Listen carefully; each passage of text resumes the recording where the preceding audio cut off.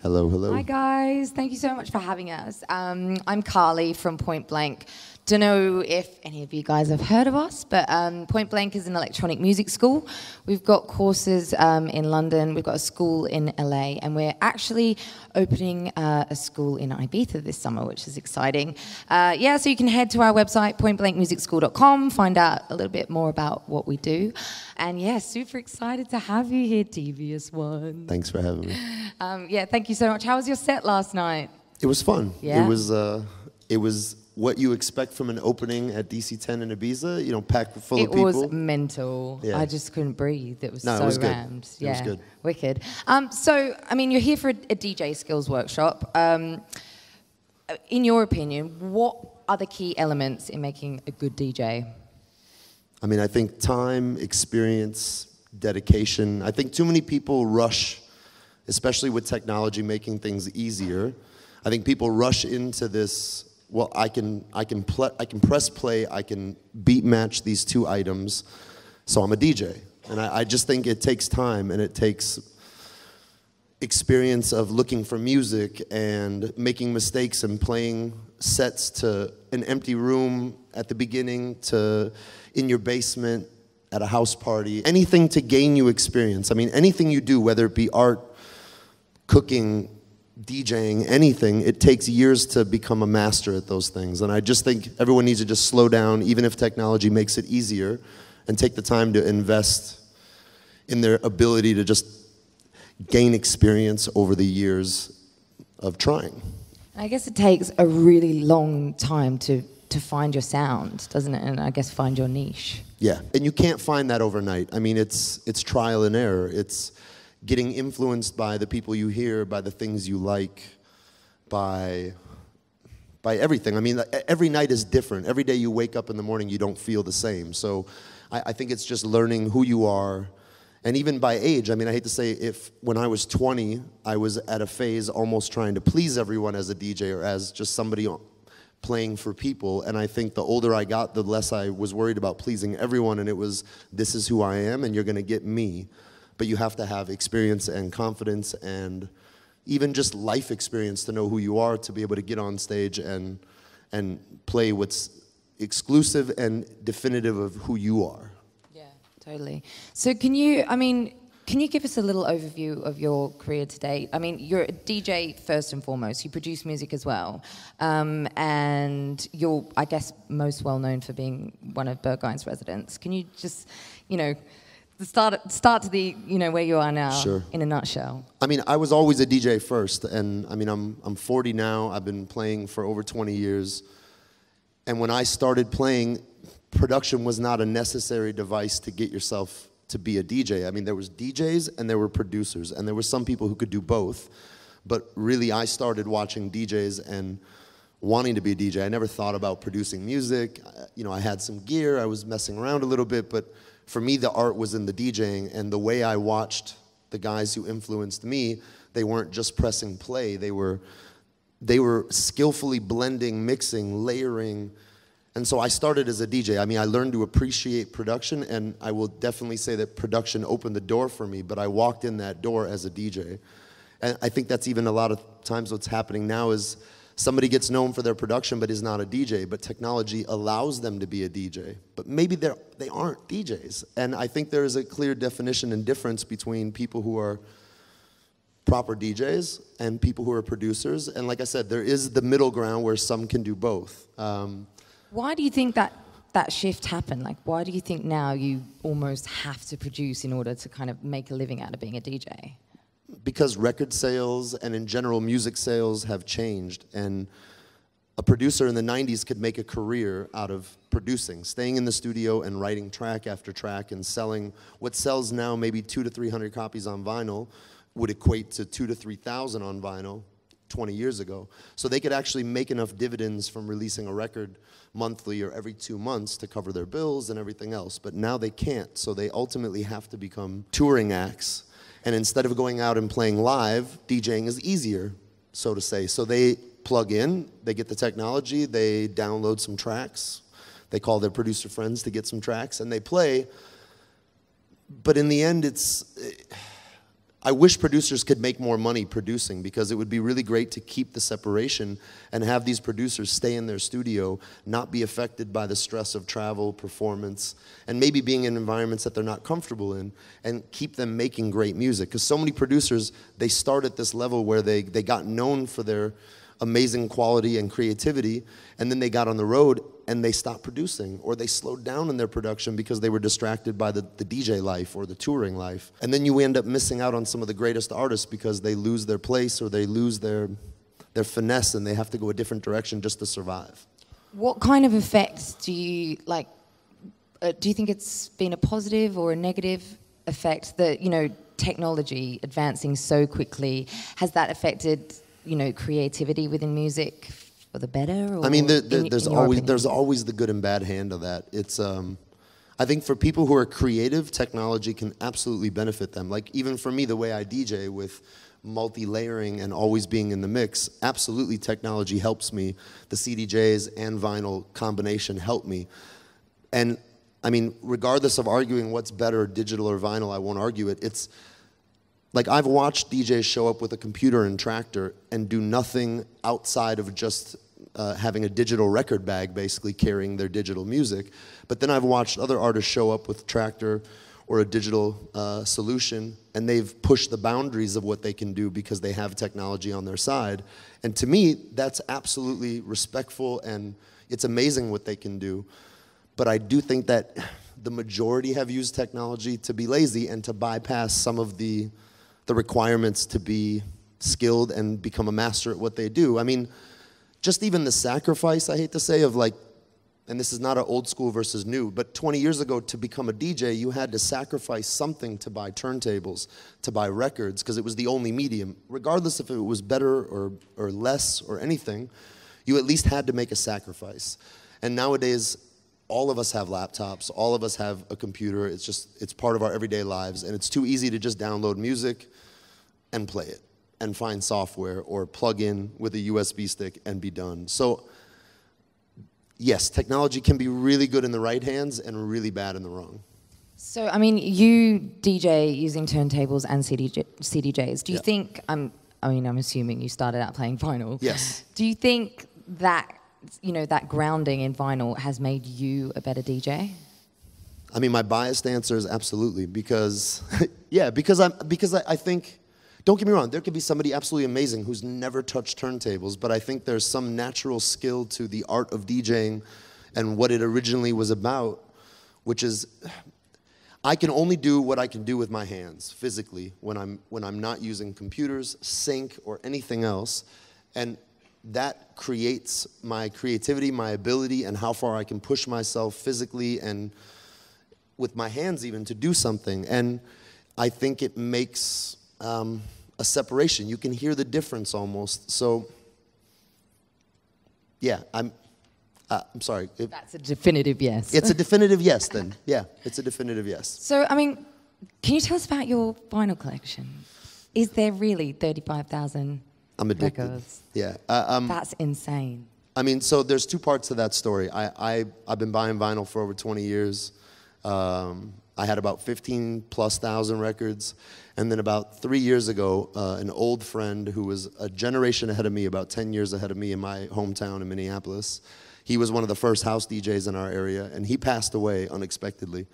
And he had about a 25,000 record collection, and his family was in contact with me to help them figure out how to deal with his belongings after he passed. And I gave them some advice on what to do with the vinyl collection. And they really just got overwhelmed when they saw it, and they asked me to make an offer on it. And they trusted it in my hands. So I took his collection on top. So between my 15 and his 25, it took me 3 years to go through it, and now I've kind of knocked back and gotten rid of some of the stuff that I wanted to get rid of. But same thing about being a DJ. I'm a DJ, I'm a digger. So to me, I now have this library of a generation before me even that maybe I missed out on. And I've already been shopping for a long time, and I shop every week for records. But now I have this library of history and knowledge that was part of a DJ generation before me that I can have access to and I can dig through. And I mean, for me, music is timeless, so it doesn't matter, and we'll talk about this as we keep going, but I look at old records, new records, anything. It's whatever fits in my definition of where I am today and being timeless, it's gonna get played. I don't worry about what's popular today or what's on the charts or what's in the top 20 or 10 or whatever. If it's timeless, it's gonna come into my bag at some point. And also, just even as a person, I may have bought the record for the A side, but the B side is what I discovered 15 years later, and I'm like, how did I miss that? But maybe I wasn't ready for that side 15 years ago. But there was something about it that it made it into my collection.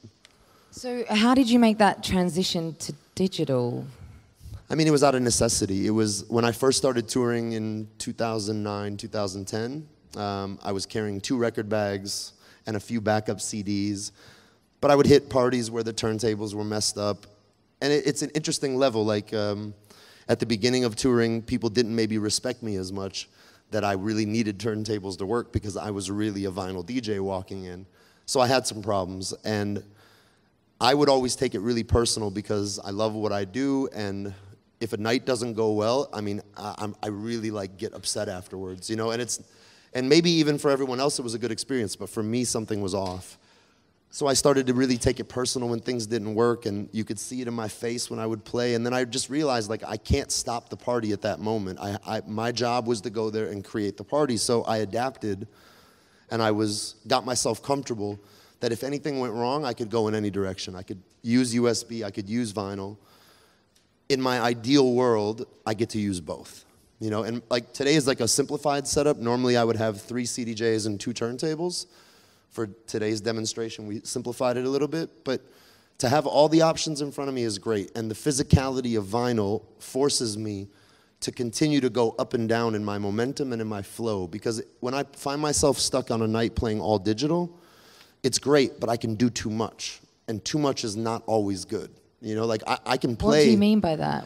I mean, if I have 4 CDJs in front of me, because of technology and things holding things together, and where vinyl, you might hit a skip or something will bounce, it's perfect on CDJs. And I could play 4 decks if you give me 4. I could play 6 decks if you give me 6 decks, but that's not always good. So I'm already busy and layering and mixing.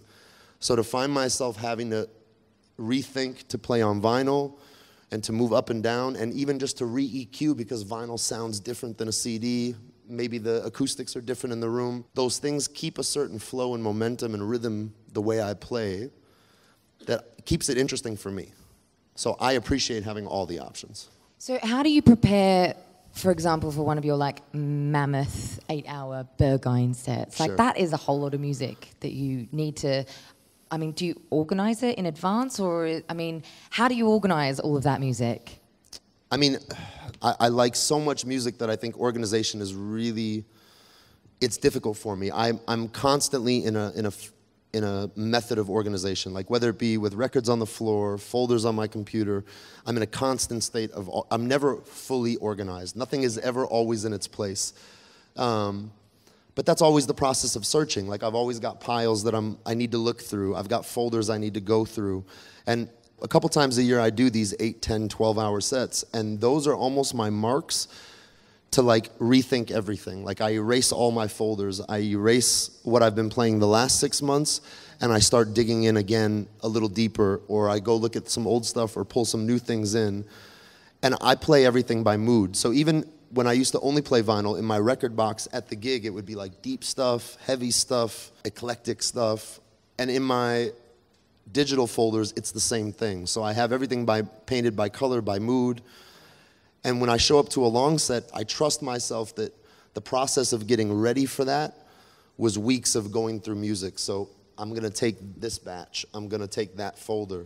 And then in that mood, I trust myself in the moment that if I want to be deep, I go to the deep folders, I go to the deep piles, and I can maneuver in between moods, and I just kind of trust. And honestly, I mean, half the time, and I said this recently in an interview, I sometimes don't even know all my music 100%, but it's gone through a process to make it to the gig with me that I trust myself, and because of how I mix, I can get in and out of things really easy. So let's say I try something for the first time live and I'm maybe not feeling it. I can re-loop it or get out of it fast or layer another track on top and get rid of it. So it's kind of trial and error. It's an adventure for me. And I always joke that I'm an adventure DJ, but I really think that that's a good definition of how I play. I walk in, I decide where I'm going to start, and I don't know where I'm going to end up and how I'm going to get there. It just see what happens. How many records do you take to a gig? It depends. If I trust the venue and it's like for an all-night set, I'll bring maybe 180, 200 records and then way too many digital tracks because it's too easy to put them on a stick. Yeah. But I always bring too much. And what about promos? Do you get sent loads? Do you have to filter through those? Yeah, and I had to change how I deal with promos because I think a couple years ago, promos made a lot more impact than they do now. But now there's so many PR companies, there's so much digital promo, and to say even a negative thing, but a lot of DJs live off promos now, and a lot of them play what everyone else is playing in those promos. So I treat promos totally different. I get an email, I throw it in a folder. Every few months, I go into that folder and I download everything I got. And honestly, half of them are even expired by the time I get to them. But to me, I want to treat it and discover it the same way I treat going to the record store, the same way I treat looking for music on YouTube or Beatport or anywhere else that I'm trying to discover things. I'll get to it when it's time for me to get to it. And that way what I'm playing is, like I said, it's definitive to me and where I'm at today instead of what everyone else is playing. So can you talk to us about your mixing kind of process? And it's quite unique. Not everybody uses like 5 or 6 decks in one go. So how did that come about? I mean, I think it's just the people that I grew up watching. It's like I always use Jeff Mills as my example, but it's a very easy, and regardless of what genre you're from, I think a lot of people will recognize his name and understand a little bit about him. But he works. When he mixes, he works. People like him, like Ben Sims, I mean, these guys, Derek May even, they're always working. You'd never see them standing back and throwing up heart signs and doing all these alternative other things. They're constantly in the mix. Their headphones are on. They're focused.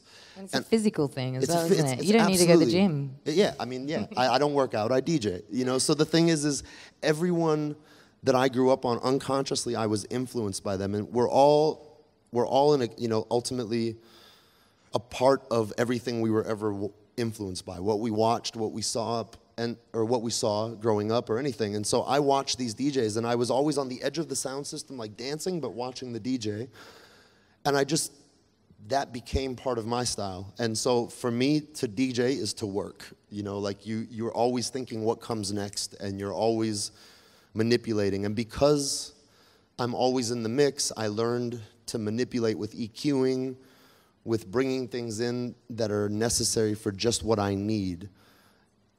And it just morphed into it. And then recently somebody told me, you know, that what it is, I mean, that I mix differently because of how, let's say, I layer things, or like somebody said I baseline mix, and I didn't understand what they meant, but then I got it watching what I do.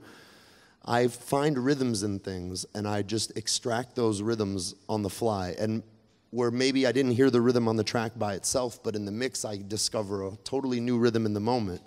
And for me, my job is to sculpt that rhythm, to get it in or pull it back, and just play with that rhythm. And on a good night, you can hear that tension on the dance floor. People can hear me going in and out of these different rhythms, and sometimes they go off, sometimes they go on, but it's almost like I'm playing with how the sound system shakes that person and where it moves them and how it kind of sways them in different directions. And I'm up there having as much fun, hopefully, as they're having down there. Yeah.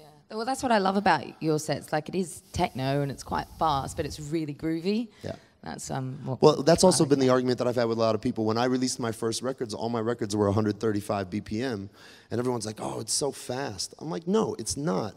It can be fast, but it doesn't. I mean, you can be fast and deep. You can be fast and hard. You can be upbeat, everything." And I got tired of the fact that for a while this whole genre and everyone defined that every music had to be in this 4 BPM range or whatever. No, it doesn't. And I grew up on music that had momentum. And there's also something about, and it's because of record pressing, at 133 1/3, which is a lot groove on vinyl, everything beyond that point creates rhythm. So the thing is that even a straight 4/4 beat with no kick, with no swing, just boom, boom, boom, when you speed that up, it becomes cyclical. It starts to step away from just being a straight pounding kick, and it gets this new rhythm to it. So immediately I was always drawn to pitching records up because it created its own rhythm. Even if it had no swing, I gave it swing. And so I'm always attracted to speed. I mean, I can play any vibe, but a little bit pitched up from everyone else. And I guess the really great thing about the way you mix is that you're creating something new every time, because it's almost, I guess, like remixing on the fly. Yeah. And it's something that no one's ever heard before. Yeah, I mean, I haven't either. I mean, I could play the same tracks a few days in a row even, and it would never be the same for me because I don't know what I did yesterday to what I'm going to do today and what I'm going to accentuate in this track today versus tomorrow, because maybe I hear something totally different. So can you chat us quickly through your setup, and then maybe you can give us a little demonstration? Sure. So I mean, like I said, normally I have 3 CDJs, 2 turntables, and it's basically like a cockpit. I always tell people that I don't want to be moving too far left to right. I want to be centered. I want to have everything within reach so that I don't have to move. So you're there for a long time sometimes. Yeah, and I'm there, and also like because of the way I mix, I need the detail of the sound. And if you move too much left or right when you have monitors, stereo around you, you start to lose your balance because maybe over here you hear something else a little bit stronger, and over there it's a little bit weaker. So I want to be in the middle where I hear everything even, and honestly, it's like a cockpit. Like, close the door behind me, don't bother me. Let me just do my thing. And today it'll be difficult with 10 minutes to really show you and get into what I can do, but for me it takes about 15, 20 minutes to hear the sound, to find my levels, to kind of see how the pressure of the sound system is, because sometimes you mix because everything is really clean and clear, and you can mix off the pressure of the room. Like a little bit more bass suddenly just takes over, and you can hear the details. Other nights you can't hear the details at all, and you just trust in your knowledge of what's happening out there. So it takes me like 15, 20 minutes to really get in, and then I think that's when you start to really see what I can do in my ability and with everything in front of me. Do you have a mixer of preference? Yeah, you know, I use the Allen & Heath, and in all honesty, it sounds good, it doesn't distort, but I don't really actually like the layout of it. The knobs are too small, certain things are not exactly how I want. It's more of a scientific DJ or mixer, and I'm more of an aggressive style of mixing. I used to use the Pioneer, but the problem is, in all honesty, there were certain sound issues with the Pioneer when you would play on a mix where somebody else on the night had an Allen & Heath or you had a Pioneer. You would sound different, and a lot of times they would sonically sound better than you. So I decided I wanted to at least be at the point where I had as good of a chance to sound as good to the floor, because most people listening to you also have no idea technically why you may sound less powerful than the guy after you. They don't understand that it's not a difference in your music, it's a difference in the sound quality, the sound guy, whatever it might be of the night. So I gave myself a setup that I can get anywhere, that I can have anywhere, and that I know how it works, and I can push boundaries with that setup. Do you like to use many effects? No. I tried effects for a while, but I realized that effects were also like an easy button. Same thing. This is a stereotype when I say it. If you can use it creatively, I'm all for it. But a lot of people got reliant on reverb and white noise and all these things, and they would start using it every mix because they wanted a reaction from people. And I don't care about, of course I care, but I'm not playing to get your reaction. Actually, my favorite dance floors are the ones where you look out and everyone's got their eyes closed and they're just dancing, and you don't get a reaction. You don't get a scream from people. You get nothing. And that's even like the opposite side, I think, of the effects sometimes. So effects just get really easy to get caught up. When I play long sets, I bring an effect box, and I use a little bit of echo and some random things just to make it more interesting for me. But in general, I'm just purely mixing. And I'm making effects with just like looping one bit of percussion or a synth on this and how I EQ it. Cool. Well, yeah. Shall we have a little listen? And then maybe you can talk us through exactly what you're doing. Sure. I'm gonna try to show you in a few minutes what I can try to do. But basically, all I'm really gonna do is throw on a record. a few tracks, maybe loop something out. And really all it is just showing you the layering. I mean, I don't know how it's going to sound in here, so we'll see. I'll give it my best. All right.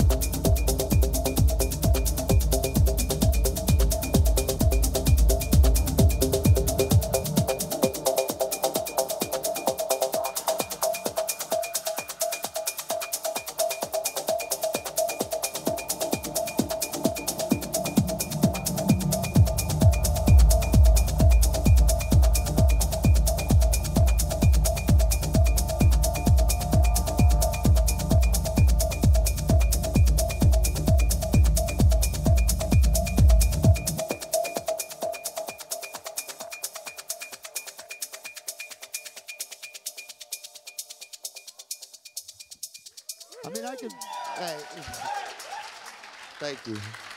I mean, in all honesty, I could do that forever, but, so I mean, yeah, the idea was just real simple. Like, if you can hear what's happening in the mix, for instance, let me stop all that. It's like this record had this really simple, clean, loopy percussion. And like I look for things that are loopy, that don't change a lot, because I know I'm going to be manipulating them. So I don't look for songs. I look for tools. And a lot of people also forget that in production now. They chase songs, or they're trying to write a song. And in reality, as a DJ, I'm not looking for songs. At least in the style and genre of what I do, I want loops, tools, moods, emotions, pieces and parts. And then I take those pieces and parts and use them. So like this record, I know, has this really nice ambience and this really steady percussion in there. You know, whatever this one was, is just a nice, straight, clean beat. And I even have like a little note that it's just like a nice, clean, straight. This one has a note that says like dreamy, kind of beat down. So I just use... Do you actually put those notes in the track title? I put those, yeah. I put little notes, little things that I can see. And like I said, like inside, that track might have been in like like I have like a beating folder is what I call it, like the beaten folder. So that might be in that one. This one might be in the techno folder. And it just kind of goes through, and I'm just kind of flying around and chasing things. And like I said, depending on the monitor, the room, the vibe, the day, the time, who played before me, who's coming after me, I just try to find the rhythm in that moment and capture it and just go for it. I have no idea what I'm going to do. I mean, really, I have no idea. And that's what makes it fun for me as a DJ, because I prepare and prepare, but I have no idea. Every night is different. You mentioned about, you know, the people that are playing before and after you. Do you think it's important to kind of go and listen to them or know exactly what they do? Or is it like, nah, don't care about them, I just do what I do? It's an interesting point, because to me, the opening DJ has the toughest job of the night. My job is easy, honestly. I mean, yeah, there's pressure on me, but my job is easy. A real opener, an opener who comes in and respects the fact that their job is to start the room, give the room enough time to not overdo themselves and leave enough energy with people and you so that you can turn around and walk in that room and do what you do and have complete freedom. And because I come from everything, house, disco, techno, everything, if you leave me with a good opener, I can really start from here and build to here. But if you start me here, yeah, I could play harder, I could play faster. But if you want to see what I can do, then leave me momentum. And that's something that I think people knowing their position in the night. Like even when I get booked with multiple headliners, let's say, and there's me and another techno guy and another techno guy, even if I play faster than the guy who's coming after me, I'm thoughtful to the fact that the last 10, 15, 20 minutes of my set, I'll get more eclectic, I'll change a little bit, I'll leave them on a positive note so that they have a fresh palette to start with, because I'm trying to be aware of like, that's what I want. So, I mean, it's the whole treat others as you'd want to be treated. And I'm trying to do the same thing musically for people. And the best quote I ever heard was from my good friend Trax from Chicago. And he basically said it the best, like, I don't play what you want, I play what you need. And there's this thing of you have to trust yourself and know, regardless of the 10 people in the front, stressing with, you know, pumping their arms at you like, come on, bring it, bring it. If you're the opener, don't pay attention to those 10 people right in front of you. Pay attention to the people in the back of the room who are just getting settled and grooving out and just enjoying their night. And it's a weird trap. Like, you have to trust yourself and just play what you know they need right now, not what they want or what they think they want. It's an interesting point. I like that. Yeah. So how much of your own material do you play in your DJ sets? Almost none. If I have tracks that are unreleased, I'll play them. But when Why is that? Because nobody knows, and I'm really keen on finding music that nobody knows. So, and because I'm always in the mix, a lot of people can't Shazam me, so they can't figure out what I'm playing. Mysterious. But it's good. I mean, I'll play a 10-hour set at Berghain and look on their music page afterwards, and they have this Berghain music page, and people try to train spot everyone, and nobody can figure out the tracks. Like in a 10-hour set, they'll maybe figure out 2 of my tracks, and to me, that's like good. I succeeded, you know, because, and it's not even about me trying to keep secrets, but it's about me trying to be fresh. It's like, for me playing in Minneapolis, in my hometown, to people who have heard me for 20 years, and for me playing, because I play most regularly in Berghain, to surprise those people every time I play is a challenge for me, and it's what keeps me fresh. And I think that that's like my reset points when I play in Minneapolis or when I play in Berlin. Those are my 2 reset points to keep things fresh and dig for music, old, new, be in the mix, whatever it might be. But yeah, I mean, I think that's a huge part of it. Yeah. So, I mean, do you have any kind of tips or advice for DJs that really just want to break through and, you know, give up the day job and really make a living from this? Like, don't give up. Don't give up your day job. And the only reason why I say that is because you should always do music with total freedom. Because the moment you quit your day job and you rely on money from DJing, it will taint, it will mess up your ability to see this clearly.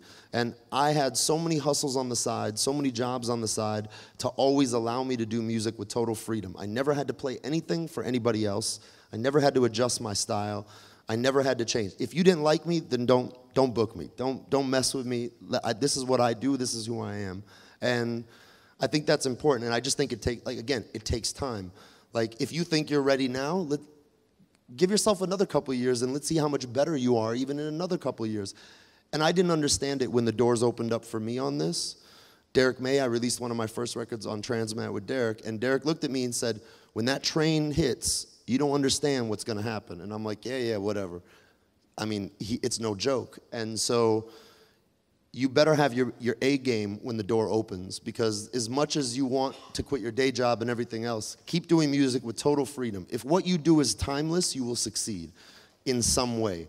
And I can't define that success. Like, I never knew this was going to happen to me, but it did, and I was prepared when it happened. I walked in the door of some of the best clubs, and I had experience, and I had 20 years of knowledge and music ability, and that showed, and that stood out from maybe the guy who showed up after a couple of years ready to run through the gate.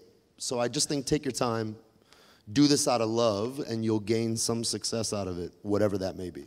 So that was your breakthrough moment, putting a record out on Derek's label?